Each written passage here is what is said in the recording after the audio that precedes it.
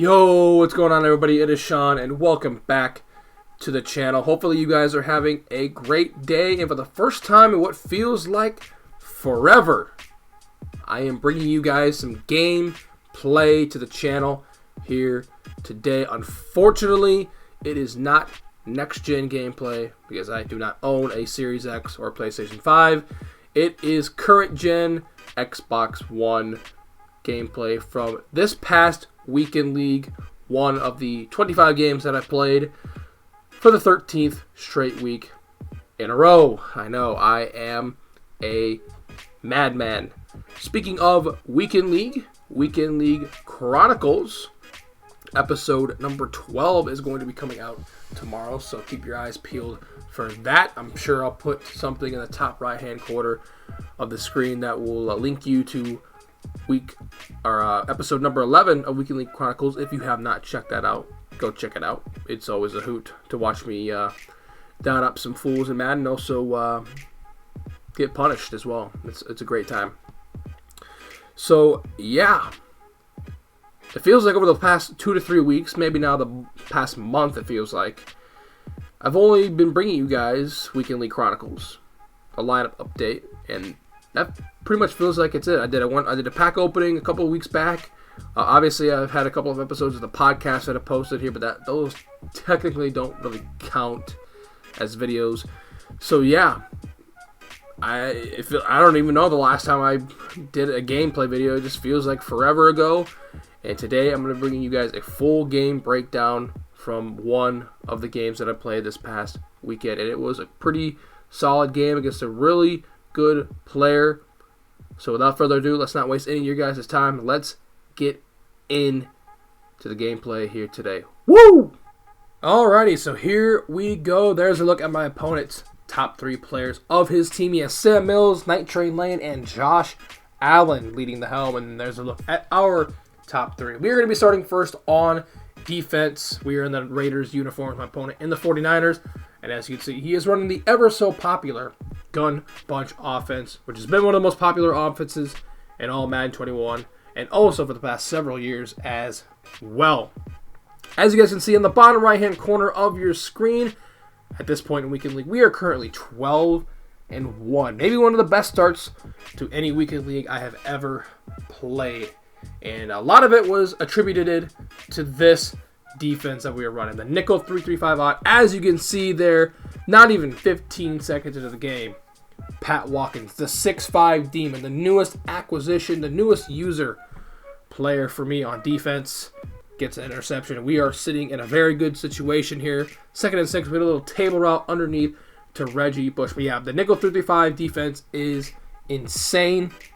3-3-5 odd, I should say. And right here we sub in Bo Jackson. We run a little RPO stretch with a pulling guard to the right, and Bo Jackson falls forward because we're turning on aggressive as well, and we are on the board here 7-0 early on.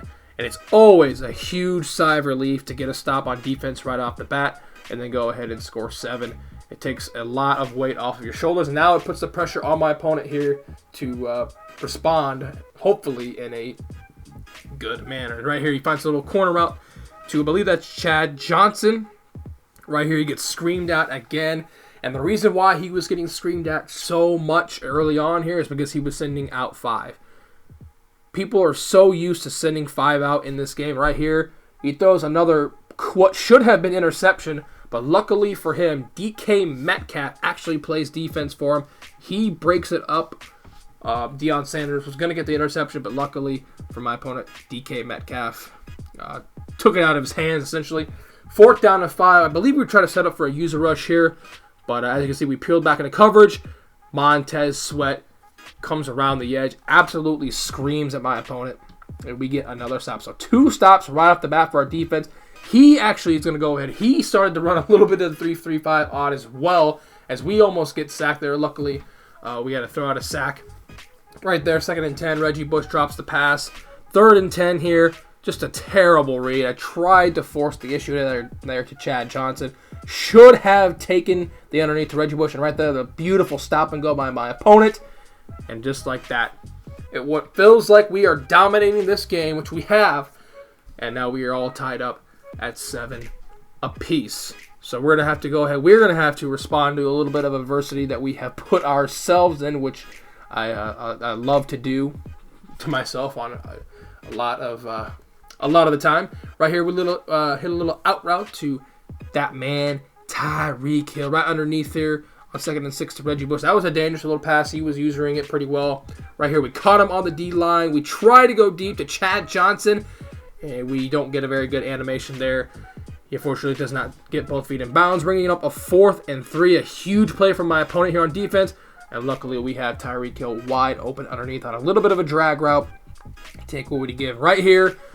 Against this defense, I know that running the ball is going to be very good against it. So that will be coming back a little bit later here. Right here, 2nd and 8. We hit a little hitch route there. I believe that was to Raheem Mostert. Maybe it was to Chad Johnson. I'm not sure who it was. And right there, we run a little inside zone. I'm like, you know what?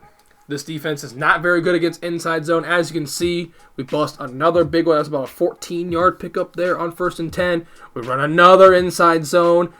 If it ain't broke, don't fix it. And it is not broken here. He is not adjusting to it very well as he goes ahead. And actually, that's the 2-minute warning. He uses timeout early on in the game. Right here, he uses his 2nd timeout, bringing up a 2nd and 3. Right here, we audible down. Since we are running 2-1-2 trips, we were able to audible down to any 2-back formation in the Bills playbook. Right there, run a little toss. It did not go very well. 3rd down and 3. Big time play for my opponent right here. Darren Waller wide open in the end zone for the touchdown, and we respond well after throwing the pick 6. So my opponent here, 1 minute and 19 seconds. We have pretty much dominated this game, but he definitely is still in it, to say the least. Right here, we scream at him again. He throws right at Patrick Peterson, but once again, his wide receiver plays a little defense right there. He gets screamed at again. You can't scramble out of the pocket either, otherwise you're going to get sacked. And he gets called for intentional grounding since his player was out or was still inside the tackle box. 3rd and forever. He chucks it up to DK Metcalf, and he ends up mossing Deion Sanders there. He gets a huge 1st down. He goes back to Metcalf once again, who has honestly been the MVP of this game for either of us. He has been coming up huge. Saved the interception earlier. 2 huge catches in a row. Right there, that was Jack Youngblood, who came in untouched. I don't know how that happened. He fumbled it, but he was able to recover. 3rd and 22. We were able to get a stop there, forcing him to only a field goal. Right here, last play before that, we're not going to do anything fancy. We're just going to audible down and run the ball, and it is 14-10 at the half. So I felt like I should be up by almost 3 possessions here. We are only up by 4 at the half. Luckily, though, we do get the ball. So we're going to try to come out here in the second half, guns a-blazing, and to try to take a 2-possession lead. But any points here, honestly, will suffice. Right here, we run a little short side trips. As you can see here, he's in a cover 3 shell. We are not in a very good cover 3 beating concept, but that doesn't matter. Darren Waller gets wide open anyways on a post route. Trips tight end is such an amazing offense. I'm so glad that I run it. Right here, he baited us. He was using the crossing route. We tried to hit the deep post because he went to man coverage. He peeled off the crossing route, leaving it wide open, and we threw an interception. I should have thrown that crossing route. It was going to be open. That was a good user by my opponent. He baited me into throwing that. And he gets the ball right back with a chance to potentially take the lead and or cut this down to a 1-point game. Right there, 2nd and 5, hits Reggie Bush on a little wheel route where we are not fast enough to get to it. Right here, he blocks the blitz, but he throws the interception right back at us with Night Train Lane there. I believe Night Train Lane was in that curl zone, so he was taking away pretty much anything on the sideline, and we get the ball right back. Right here, he does a really nice job. Round man coach all across the board. It bagged us pretty well, but we had to hit the late drag route there to Raheem Mostert. 2nd and 6, we audible down here to a little bit of a dive with Reggie Bush, and we do not get enough for the first here. 3rd down and 2, we're going to motion over Tyreek, and you know what that means. And as you can see, he's on the post, and Tyreek Hill, he could go all the way. He burns Night Train Lane. That is an easy man beater, and we are back on the board. We are back ahead by 2 possessions. 21-10 here is the score. My mindset here, don't give up anything quickly. Make him try to work on the field. And then once again, Montez Sweat comes in screaming. It's because he sent out 5. You cannot do that against this defense. Otherwise, that is going to happen. Right here, he blocks it because he actually blocked his running back. 2nd and 18, Josh Allen.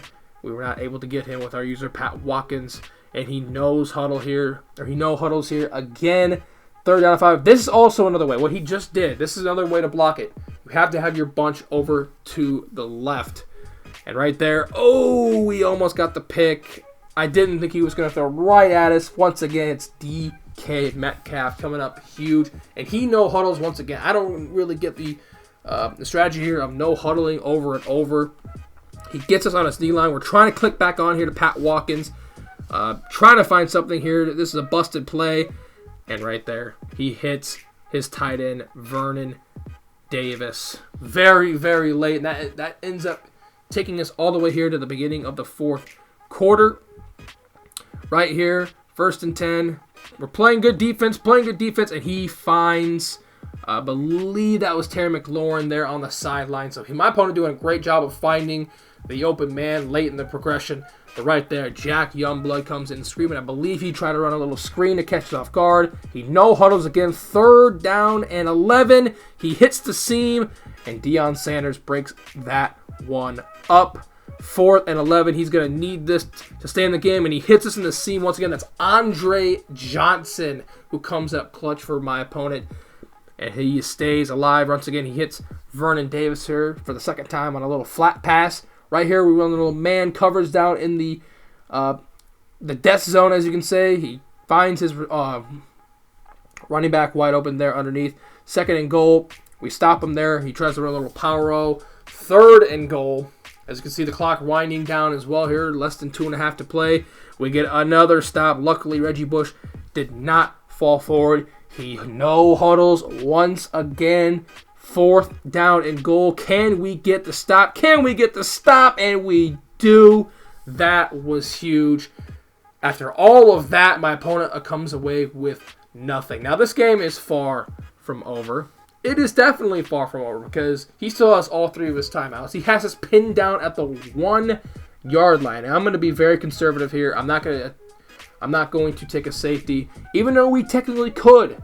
We could easily take a safety because that would still mean we're up by 2 possessions. We make it 21-12, and if my math is correct, that's 9 points, and there's no 9-point play in in football. So right there, we're conservative, and then he blocks our punt. 3 straight runs, and he blocks our punt, and he's right back down to the 1-yard line where we just stopped him. And guess what? We stopped him again there on 1st and goal. He's gonna no huddle again. This is just amazing stuff. Our defense was really playing well here.